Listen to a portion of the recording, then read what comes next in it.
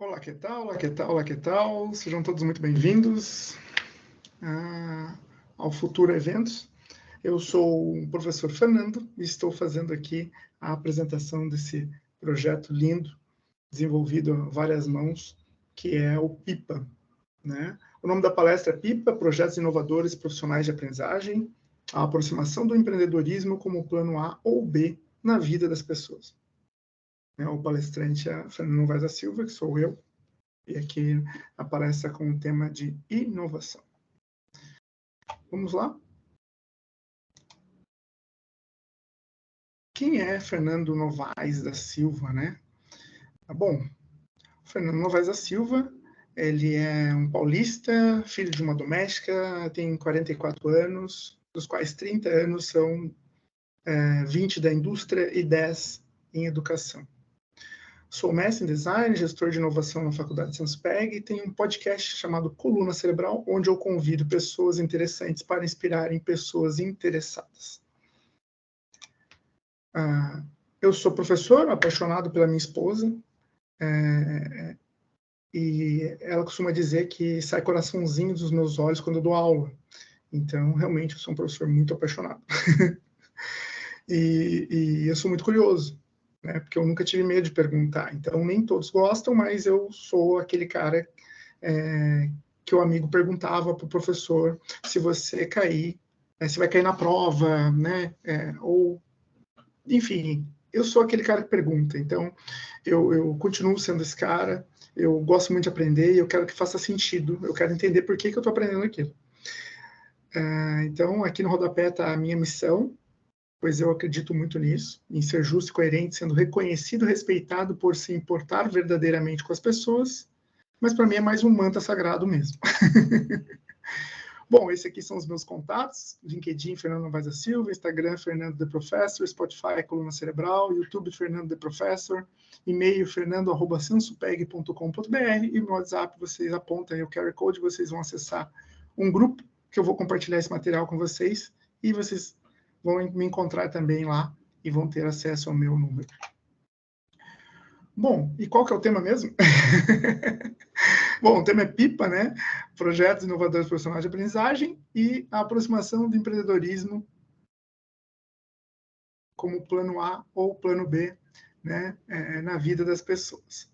E o que é PIPA, né? PIPA é o acróstico, Projeto Inovador Profissional de Aprendizagem, né? A soma das letrinhas ali, PI-PA. E por que a aproximação do empreendedorismo? Porque o brasileiro empreende por necessidade, né? E o plano A é o curso que a pessoa se matriculou, e o plano B é o Ikigai dela, né? Basicamente, plano A acaba sendo esse formato, né, de carreira X, Y, e o plano B é a carreira W, né?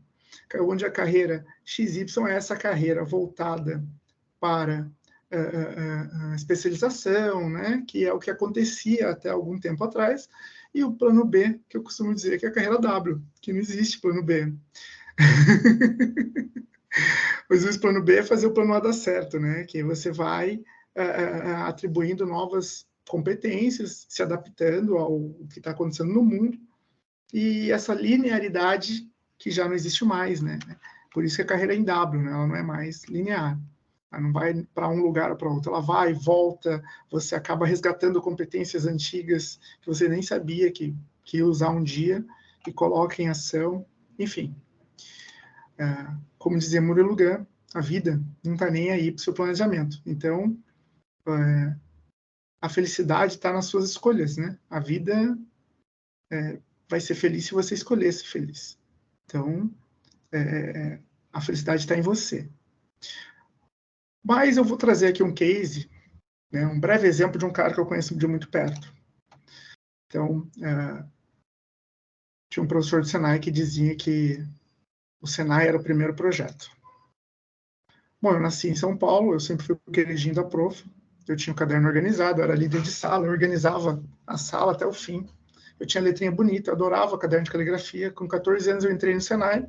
Eu nunca gostei de graxa, mas era o caminho natural ir para o Senai, pelo menos na minha região. Então, eu passei em 13º no Senai, tinha 23 vagas para entrar na GM, E depois eu entrei na ITEP, que também é uma escola técnica muito famosa aqui no interior de São Paulo, São José dos Campos.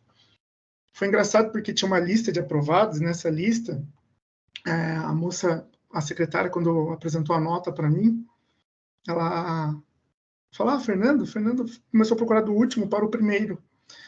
E eu passei em segundo. Então, ela demorou para achar meu nome, eu ficava perguntando. Quando ela achou meu nome, ela ficou impressionada. Nossa, parabéns, que legal, você passou em segundo. E o meu melhor amigo, que estava comigo, passou em primeiro. Foi a mesma situação que aconteceu com ele, até que ela viu que realmente estava com o primeiro e o segundo lugar ali. Então, foi uma vitória muito interessante para nós. Uma lembrança muito boa.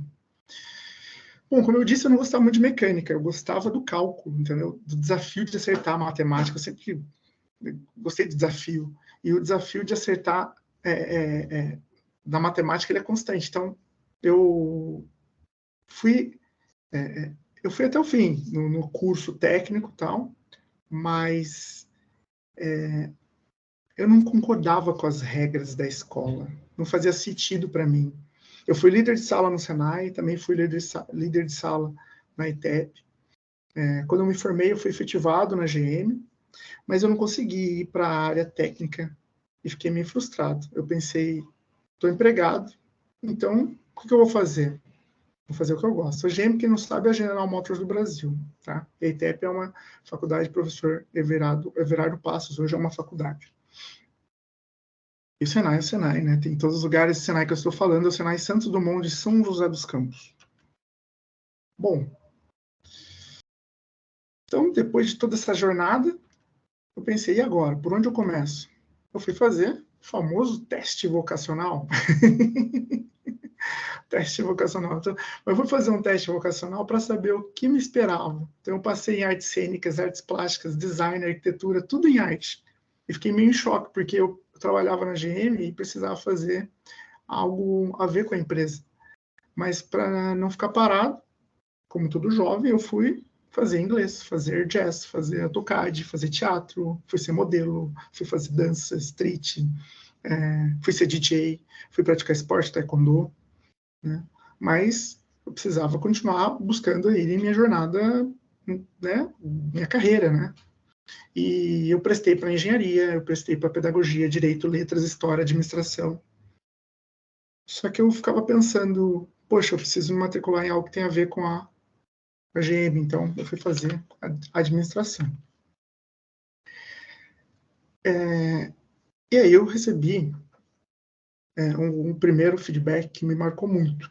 Que eu trabalhava bastante, eu era muito dedicado, eu era um rapazinho que gostava de aprender, né? Tudo que eu via, eu queria ler, então eu trabalhava, eu queria aprender tudo sobre a empresa. Eu sabia os manuais, até em inglês, o pessoal tirava sarro de mim, porque eu ficava lendo o manual em inglês das máquinas, mas quando quebrava a máquina eu sabia arrumar. E além de mim, só o mecânico. E um dia a linha parou e eu estava meio cansado, né? Então aquele dia eu estava meio atravessado, né? E o supervisor veio e falou para mim o seguinte: poxa, a linha tá parada lá e você tá aí conversando com a peãozada, pô, você tá de sacanagem comigo? E eu falei, não falei nada, na verdade. Eu fiquei com vergonha e ao mesmo tempo todo mundo ficou tirando sal da minha cara. E aí a galera ficou, pô, neguinho, como é que pode, pô? Comigo ele não fala assim, não. Que isso? Ele fala assim, enfia a mão na cara dele. Esse folgado, como é que o cara fica na salinha no ar-condicionado lá, a gente ralando aqui, deixa que o mecânico arruma isso aí, neguinho, não é sua obrigação, não. Aí eu fui lá, estigadão, o bonitão, o nervosão, fui lá. Falei assim, você não pode falar assim comigo, não. E aí ele falou, senta aí, Fernando. Ele falou assim, aqueles caras lá não querem nada com a vida. Para eles, tanto faz se a linha rodar ou se a linha parar. Agora você, cara, você é líder. Você pode não ser o líder ainda, mas você é o líder. Então, eu vou chamar sua atenção sempre porque eu sei que você vai crescer. Mas se você realmente não quiser, eu não chamo mais. Eu falei, não, então, desculpa, entendi. E aí mudou um pouquinho a chavinha, né? E ele que falou que fez administração de empresas, então eu já estava fazendo faculdade. E aí, cara, eu, como administrador, eu fui líder de sala na faculdade, no Taekwondo fui campeão paulista, sou faixa preta, o Franz me colocou no terceiro turno, então parei de ser DJ, comecei a criticar tudo, porque eu também não concordava com as regras lá dentro da faculdade, dentro lá da empresa que eu trabalhava. Então, eu criticava muito, reclamava, assim, sabe? Tudo porque eu não concordava. Muita coisa bagunçada, algumas regras não eram transparentes, tudo em inglês, né? Eu sabia, mas o povo não sabia. Então, o único caminho formal era dar sugestão. Então, eu parei de reclamar, comecei a dar sugestão. Eu descobri que os líderes tinham metas de sugestão, então eu dava muita sugestão, eu dava coisa de 2, 3 sugestões por dia. Então, a RH começou a reclamar de tanta sugestão que eu dava. E depois que eu comecei a estudar, então, pensa no cara chato. Me formei, ainda fui ser consultor, dei consultoria, junto com um amigo que fazia sites, e depois eu passei numa vaga interna de RH. E, pasmem, né, a vaga precisava falar inglês, precisava conhecer os processos institucionais, precisava conhecer missão, visão, valores, toda a parte de cultura organizacional, e era para outra cidade, que era para a GM de Sorocaba. No teste disseram ainda que eu tinha o QI acima da média. Essa última informação é desnecessária, mas eu só coloquei porque eu achei que seria bonito falar isso aqui. E, enfim, eu tenho um fato bem curioso, quando eu fui para Sorocaba, quando você entra na reunião, né, e fazia muita reunião, tinha esse equipamento que chamava estrela de contato, né? Enfim, toda vez que você falava, você apertava um botãozinho e falava, era por telefone, né? Era uma ligação que você ligava para outro site, que era outra cidade, que era São Caetano. E lá de Sorocaba você falava o seu nome e falava a cidade que você estava falando. Então, eu falava, eu sou o Fernando, de Sorocaba. Detalhe, como vocês devem ter percebido, eu não sou um cara muito sertanejo, mas a piadinha, quando você não gosta, é aí que ela pega, né?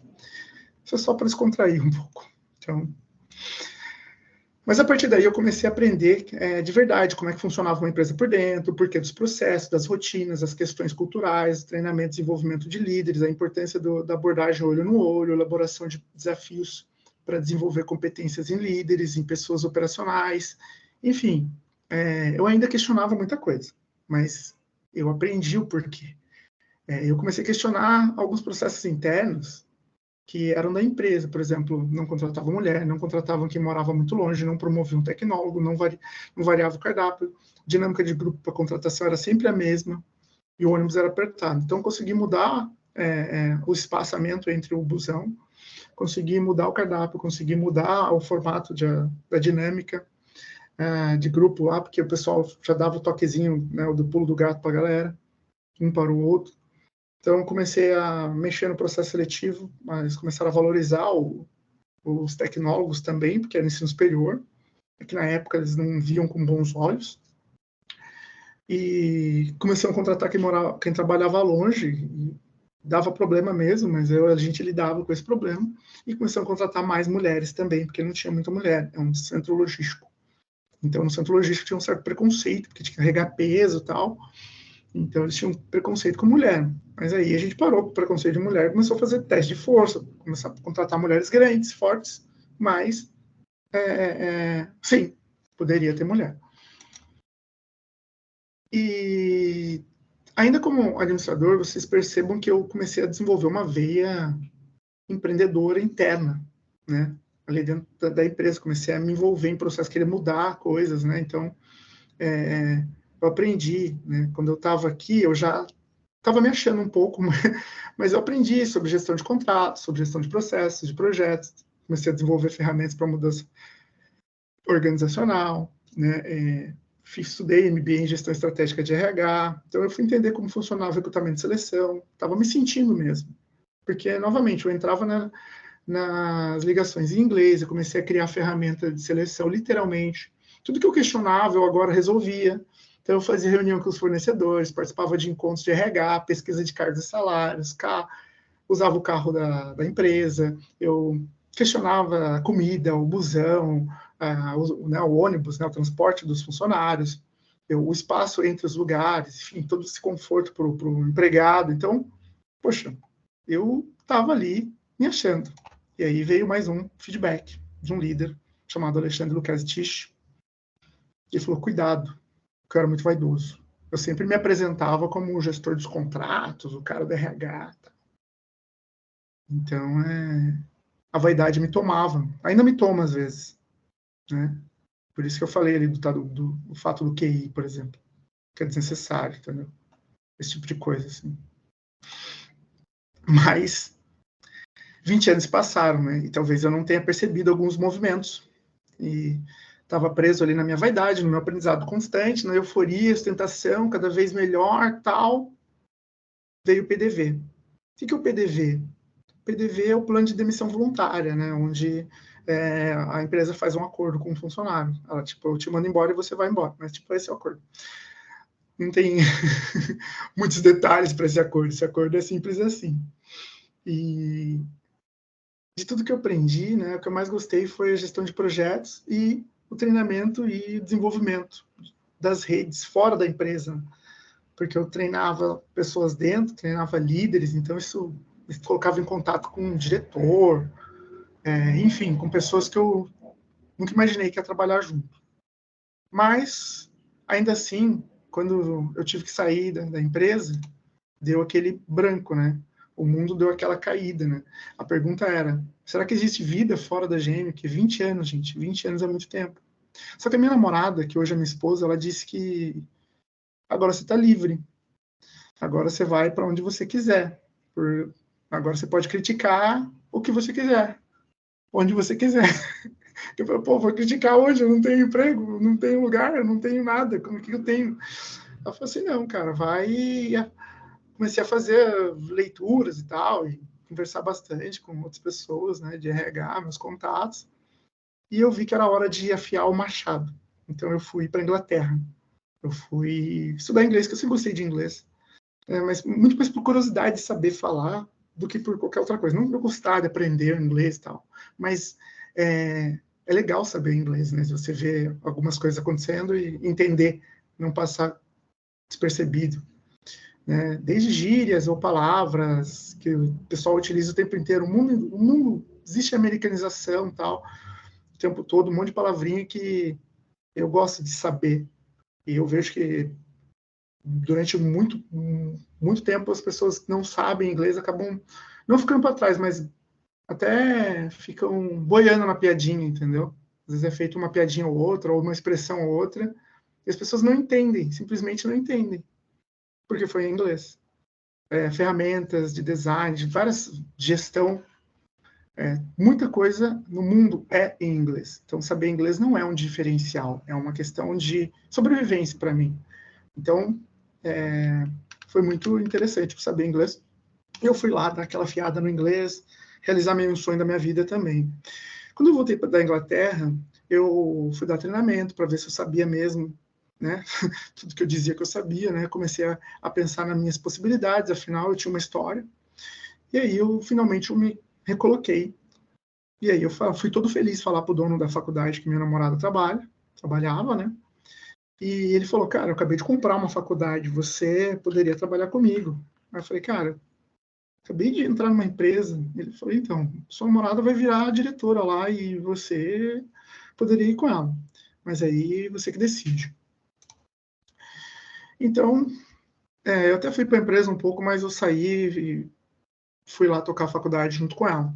Então, eu fui para São Fidélis e colocar meu aprendizado à prova, porque eu continuei aprendendo. Só que lá eram outros processos, né? Lá é campanha de matrícula, né? Panfletar, porque qual que era o desafio lá? Matrícula. Então, eu treinava atendimento, eu ia nas outras faculdades para entender como é que eles atendiam, e a maioria era horrível. Então, eu voltava muito feliz, porque eu falava, cara, fui mal atendido em todas, bora, vamos fazer assim, ó. Então, vamos treinar, vamos atender direitinho. E eu conheci o sindicato, comecei a entender como é que funciona a negociação dos professores, ajudei a implementar o EAD, a gente colocou mais 100 polos no Brasil. E eu tava na primeira visita de MEC da instituição, entendeu? Desde o começo, então isso também era legal. Participar dessa história da construção da Faculdade de Sanspeg, para mim foi incrível, um aprendizado verdadeiro, genuíno, autêntico. Então eu panfletei, matriculei, coordenei professores, montei rede de influência da região, entendi legislação educacional, né, na implementação dos polos principalmente. E até 2017, quando o Temer liberou tudo e aí que virou aquela correria, E lá na faculdade, né, só para variar, eu também questionava muita coisa, mas eu questionava processos que eu não conhecia muito, os processos de dentro da sala de aula, pois não era um treinamento, eram doutores. Então, não que lá na empresa também não eram pessoas incríveis, eram, mas, enfim, eu questionava, porque esse cara é o cara que eu sou, eu observo algumas coisas e pergunto por que não é assim, né, ou por que é assim. Então, eu ficava perguntando por que a faculdade não usa rede social, por que não tem atividade de celular dentro da sala de aula, em vez de ficar pedindo para o aluno não utilizar celular, por que não tem Wi-Fi para todo mundo na faculdade, por que o professor não termina a aula e dá o slide para o aluno, né? Porque o aluno fica perguntando, pô, professor, passa slide, ela fica tirando foto do slide da aula. Então, enfim, por que não tem evento dentro da faculdade? Por que só aula expositiva, né? Não fazia sentido. Todo mundo saía, matava na última aula, né? Então, por que não dava projeto, sei lá. Então, a gente pagava o professor para ficar até as 10h30 e ir embora às 9h, porque dispensava todo mundo. Dava muitos conflitos ali, internos, de processos, situações que eu não concordava, né? Novamente, esse cara que criticava. Então, não tenho orgulho, mas eu mandei muito doutor embora, né? Porque eles não se adaptavam. Porque, lógico, eu queria que mudasse, eu queria que desse aula até o último minuto, eu queria que, cara, vamos fazer evento aqui dentro, a galera tinha que organizar evento, eu consegui o Wi-Fi para todo mundo na faculdade, eu comecei a pedir para o pessoal usar a metodologia ativa, mas enfim, eu nem sabia direito o que era isso. E aí eu fui aprender, porque eu precisava aprender. Então, eu comecei nos congressos de metodologia ativa, comecei a aprender para questionar, comecei a levantar dados, trazer aplicativo. Então, Kahoot, Mentim, tipo Leves, Lido, do Pulse, Padlet, Design, enfim. Cara, eu já pensava tudo isso já, e começava a provocar, todo mundo tinha que saber. Porque, pô, galera, professor do ensino superior, tem que saber essas coisas. Então, formação e criatividade no Neurogan eu fui fazer para entender que eu tenho essa veia criativa de querer, de questionar, né? E fiz curso de coaching, enfim, eu usava esse monte de aplicativo e o povo ficava maluco comigo, porque dava trabalho, fazia aula antes, a internet caía, o aluno não sabe mexer no celular, é ruim. Nós compramos uns 200 tablets e depois foi tudo pro lixo, porque atualizou, durou um ano. Enfim, a gente colocou aquelas mesas colaborativas para trabalho em equipe, para autonomia do aluno, tal, desafio por projetos. Então, nessa época, eu fiquei viciado em podcast, fiquei viciado nesses aplicativos, só até hoje, eu gosto muito deles, assim, de utilizar, de testar. Agora eu vou passar uma atividade para vocês, porque algumas das coisas que eu aprendi, tem que ter prática. Então, coloca lá no grupo, né, o aplicativo que vocês mais usam, para a gente trocar ideia depois. Para quem já colocou, apontou lá o QR Code, né, lá nos contatos, quem já está acessando o grupo aí, coloca aí no grupo aí, o que você mais gostou, qual que é o aplicativo desse que você já usou, que você mais gostou. Vou dar aqui 1 minuto aí para vocês acessarem aí o grupo e colocarem aí o aplicativo. E se você, por acaso, né, não acessou o grupo lá no começo, no final eu vou colocar aqui o QR Code na tela novamente. Mas reflita sobre as oportunidades, então, que você perde por não participar da aula. Tudo isso faz parte, é o tipo de provocação que eu faço. Por que você não apontou? Coloquei o QR Code aqui, por que você não apontou? Por quê? Então, né, nós estamos aqui para trocar, para aprender. Certo? Aqui só mais 1 minutinho. Coloquem lá no grupo lá. Quero ver quais aplicativos vocês usam em sala de aula. Para a galera que está em sala de aula. Para quem é de treinamento, desenvolvimento, qual aplicativo que vocês usam aí para interagir com as pessoas aí nas atividades. Além do WhatsApp, lógico. Vamos lá, passou-se 1 minuto. Só mais um pouquinho.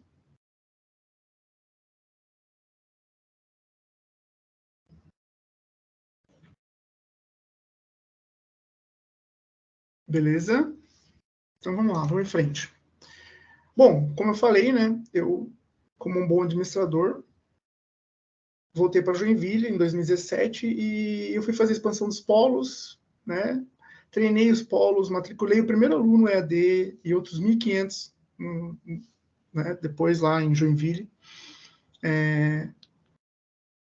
E voltei naquela pegada, panfletar, matricular, coordenar professor, montar rede na região, né? Treinar os professores metodologias ativas. Agora eu estava num outro momento, então eu tinha condições de treinar o pessoal, entender um pouco mais, né? Não só metodologias ativas, né? Os aplicativos, não a metodologia ativa, senão as pedagogas aí me engolem aí, que realmente eu sei que não é só isso, mas me deu um poder de conhecimento para aprofundar mais essa provocação sobre o uso de metodologias ativas dentro da sala de aula. Só que me deram Joinville para começar de novo. Então, eu voltei para o comercial, bati todas as metas, mas já não estava mais empolgado com isso. Pô, começa tudo de novo, né? Então, eu estava numa nova cidade, eu comecei nos eventos de inovação, eu comecei a ficar com essa coisa de inovação na minha cabeça, porque, pô, eu era esse cara dos aplicativos, da metodologia ativa, então eu ficava matriculando e começava a participar das redes ali em Joinville e comecei a ver outras coisas, né? Outras coisas começaram a me seduzir. Só que aí veio um convite para eu ir para a Finlândia. E eu só posso dizer que a sorte aparece para quem está preparado. Porque vários professores podiam ir, mas quem tinha todas as credenciais era eu. E só podia ir um. A única coisa que realmente eu não tinha não era mestre. Mas precisava falar inglês, preferencialmente com passaporte, experiência internacional, conhecer processos administrativos, conhecer sala de aula, preferencialmente metodologias ativas, ser bem questionador para trazer soluções para IES, preferencialmente mestre também. Tirando o fato de eu não ser mestre, todos os outros eu batia e naquele momento era o mais adequado para ir. Tinha os professores mais competentes do que eu, a faculdade tem, com certeza. Mas naquele momento o mais adequado era eu e fui eu que fui. Foi maravilhoso, é deslumbrante mesmo, dadas as devidas proporções, lógico, que não dá para comparar, mas lá tinha lousa de giz, mimeógrafo, impressionante, tinha sim, mas também tinha um andar com mais de 20 impressoras 3D. Então, lá a aprendizagem é por projeto, lá a aprendizagem sempre colaborativa, pouca avaliação, avaliação normalmente por pares, um aluno avalia o outro, o aluno se autoavalia, o professor é incontestável, ninguém discute, é tipo médico, e o tempo todo criação de projetos para empreender o conhecimento em algo. Então, o aluno está sempre criando e colocando em prática o que ele acha. Ele tem essa autonomia. A entrega dele não necessariamente a entrega do aluno é feita em papel e giz. E então foi um curso incrível que eu fiz lá. Só que agora, né, depois disso, o que eu podia fazer para trazer novamente retorno para a faculdade? Porque isso foi o que ficou na minha cabeça, sabe? O que dá para a gente fazer com tudo isso que eu aprendi lá na Finlândia? Então, eu aprendi bastante pedagogia, aprendi outros autores que eu não conhecia, Ausubel, por exemplo, que a minha cabeça voltou absolutamente diferente. Eu comecei a fazer novas construções, novas possibilidades de aprendizagem, novas abordagens, conheci um pouco mais sobre design, sustentabilidade e a importância que design e sustentabilidade tem na educação. Então, eu precisava propor algo mais concreto. Então, além de toda a parte estrutural da faculdade, né, nós mudamos os formatos de sala de aula, começamos treinamos os professores novamente com mais formatos de aprendizagem, principalmente por projetos. Né? Trouxemos o design da mudança também dentro da nossa metodologia, dentro da nossa abordagem, e trouxemos também a abordagem voltada para a sustentabilidade. E como que a gente fez isso? Né? Eu já estava começando a me envolver no ecossistema de inovação de Joinville, mas a gente começou realmente estruturando, ensinando PBL, né? PBL, para quem não conhece, é Problem Based Learning, é aprendizagem baseada em projetos, que ela consiste basicamente em 7 etapas, que a primeira é a pergunta motivadora, depois o desafio proposto, depois a pesquisa e conteúdo, depois o cumprimento do desafio, depois uma reflexão e feedback, e depois uma resposta a pergunta inicial. E, por último, a avaliação, a aprendizagem, tudo que aconteceu. O professor vem questionando, vem fazendo propostas ali por alguma outra construção. É muito mais do que isso, tá? Mas, basicamente, é isso. A gente trouxe essa aprendizagem por projetos ali. Foi o que deu norte para nós. Unido a isso, eu também trouxe o design da mudança, né? Que é uma metodologia voltada para um pouco mais humana, digamos assim. Então, é uma abordagem feita para crianças, lá na Índia, muito utilizada, né? Se vocês entrarem no site, vocês vão ver uma série de cases que vão explodir a cabeça de vocês, porque é muito legal. E se baseia nesses 4 elementos ali, que é sentir, imaginar, fazer e compartilhar, né? Mas ele empodera muito as crianças. E como que eu coloco a sustentabilidade dentro da aprendizagem, né? Através dos ODS. Então, eu trouxe os ODS, né, e comecei a explicá-los. Para cada pipa que a gente desenvolveu, tinha que ter algum ODS envolvido. Eles tinham que explicar o ODS. Então, eu coloquei dentro da disciplina para eles, os alunos, no caso, entenderem a importância disso e colocar, fazer o vínculo, entender o que é, se aprofundar em cada tipo de ODS. E qualquer um eu aceito como professor. Porque a ideia é que eles aprendam sobre o ODS, entendeu? Então, eu não estou ligando para a especificidade. Eu quero só que eles pesquisem, que eles entendam sobre o ODS. Eu só coloquei isso dentro da disciplina de pipa também. Mas aí veio o Covid, né, pessoal? E aí eu penso que isso aqui foi não tem como passar uma linha de tempo de ninguém e deixar de falar do Covid, né? Só que o Covid veio numa época que eu consegui fazer formação de professores de vários municípios, eu consegui ensinar muito doutor a usar aplicativo online, eu fiz muita formação em Teams, formação em Zoom, fiz o aculturamento de equipes remotas, o pessoal não sabia como fazer, como atender de forma online, né? Então, criamos scripts, começamos a entender formatos e propostas, e depois o online virou também presencial virtualizado, aula ao vivo, enfim. Agora tem uma atividade para vocês, novamente, vou dar 1 minuto para vocês falarem para o seu colega aí do lado qual foi a principal aprendizagem aí do Covid. Reflitam, pensem bem aí qual a principal aprendizagem que vocês tiveram aí no Covid.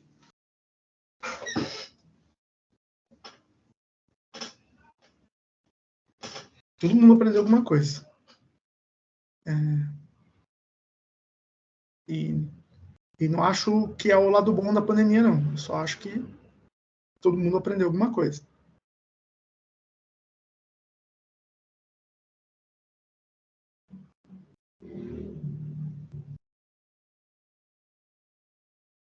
Vamos lá? Deu, então? Nisso, quando eu estava em Joinville, eu recebi um feedback do Ivan, que era um professor que me incentivava muito. Ele era responsável pelas matrículas antes de mim. Mas o negócio dele era vender pós. E na graduação ele não conseguia fazer o que eu fazia. Então ele falava, cara, você é o cara das conexões, você precisa se conectar com o ecossistema de inovação de Joinville. E aí ele apresentou alguns caminhos para mim. Isso foi fantástico. Eu comecei a me envolver com tudo isso, e aí o ecossistema de inovação acaba levando para os startups da vida e os eventos de startup, né? Então eu comecei a entender que história é essa de startup. Eu fui fazer um mestrado em design, eu fiquei ainda mais por dentro de uma série de atividades também utilizadas na abordagem de startup, que o pensamento de startup é meio parecido ou próximo do pensamento do design, né? De testar, de prototipar, de entender, criar, testar, enfim, até você encontrar uma proposta de valor e tal. E eu fiz essa mescla também e coloquei também no Pipa um pouco desse pensamento de startup. Outra coisa que eu puxei para o Pipa foi o Ikigai.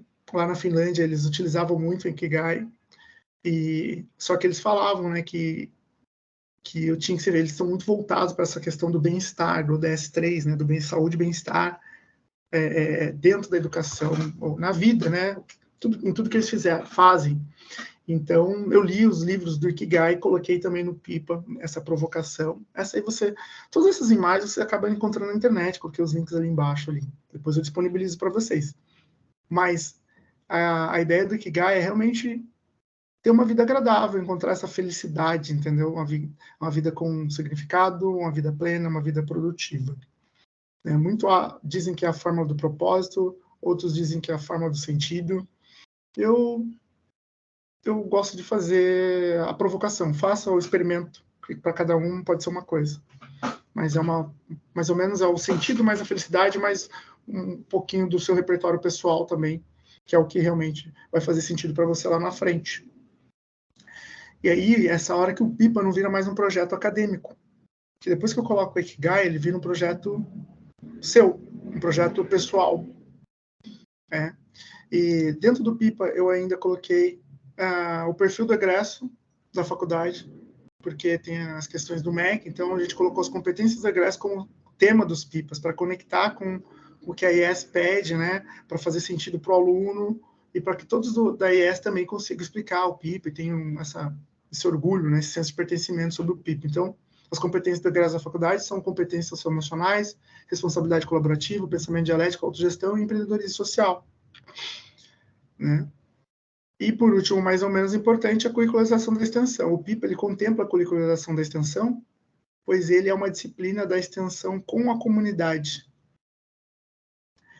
O PIPA é uma disciplina por semestre, ele contempla a curricularização da extensão, todos os cursos têm PIPA, e a presencialidade do EAD também é feita com o PIPA. E, ao final dos semestres, existem os eventos de apresentação do PIPA. Bom, por conta disso que o PIPA é o plano A e o plano B.